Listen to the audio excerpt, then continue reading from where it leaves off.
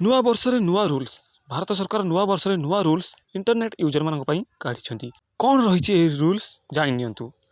Rules ମୁତାବକ ଆପଣ ଗୁଗୁଲରେ ଯଦି କୌଣସି ଖରାପ ଜିନିଷ ମାନେ ଖରାପ ଭିଡ଼ିଓ ଦେଖିବା ପାଇଁ ଚାହୁଁଛନ୍ତି ସର୍ଚ୍ଚ କରୁଛନ୍ତି ତାହେଲେ ଆପଣଙ୍କୁ ଜେଲ୍ ହୋଇବାର ସମ୍ଭାବନା ଅଛି। ଏଥିପାଇଁ ଆପଣଙ୍କୁ 5 ବର୍ଷ ଜେଲ୍ ଯିବାକୁ ପଡ଼ିପାରେ। ସେଥିପାଇଁ ଗୁଗୁଲରେ ଯେତେବେଳେ ସର୍ଚ୍ଚ କରୁଛନ୍ତି ଖରାପ ଭିଡ଼ିଓ ବା କିମ୍ବା ଖରାପ ଫଟୋ ସର୍ଚ୍ଚ କରନ୍ତୁ ନାହିଁ। ଗୁଗୁଲ୍ ସର୍ଚ୍ଚ ଇଞ୍ଜିନ୍ରେ ଆପଣମାନେ ସବୁକିଛି ପାଇପାରୁଛନ୍ତି। ସେଥିପାଇଁ କାହାର ପ୍ରାଇଭେଟ୍ ଫଟୋକୁ ଗୁଗୁଲରେ ଅପଲୋଡ଼ କରନ୍ତୁ ନାହିଁ। ୟୁଟ୍ୟୁବ୍ କିମ୍ବା ଇନଷ୍ଟାଗ୍ରାମରେ କୌଣସି ହ୍ୱାଟ୍ସଆପ୍ରେ ମଧ୍ୟ କାହାର ପ୍ରାଇଭେଟ୍ ଫଟୋକୁ ସେୟାର କରନ୍ତୁ ନାହିଁ। କାରଣ ଏହି ପ୍ରାଇଭେଟ୍ ଫଟୋ ଆପଣ ସେୟାର କରିପାରନ୍ତି କିମ୍ବା ପ୍ରାଇଭେଟ୍ ରଖିପାରନ୍ତି, କିନ୍ତୁ ଇଣ୍ଡିଆର ସାଇବର ଏଜେନ୍ସି ଏହା ଉପରେ ନଜର ରଖିଥାଏ, ଯାହାଫଳରେ କି ଆପଣଙ୍କୁ ଅସୁବିଧା ସମ୍ଭାବନା ହୋଇପାରେ।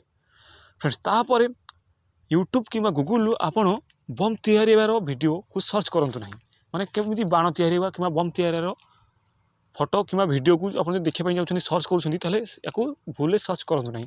କାରଣ ଇଣ୍ଡିଆର ସାଇବର ଏଜେନ୍ସି ଏହା ଉପରେ ହିଁ ନଜର ରଖିଥାଏ। ଯଦି ଆପଣ ସର୍ଚ୍ଚ କରୁଥିବେ ତାହେଲେ ବହୁତ ଅସୁବିଧାର ସମ୍ମୁଖୀନ ହେବାକୁ ପଡ଼ିବ।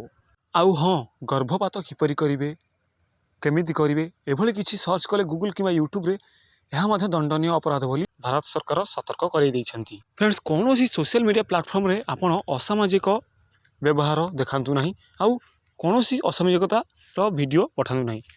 ଯଦି ଏଭଳି ଭାବରେ କିଛି ଆପଣ ଅସାମାଜିକତା ଭିଡ଼ିଓ କିମ୍ବା ବାର୍ତ୍ତା ଆପଣ କାହାକୁ ପଠାଉଛନ୍ତି ତାହେଲେ ଆପଣଙ୍କୁ କଡ଼ାରୁ କଡ଼ା ଦଣ୍ଡ ମିଳିବ।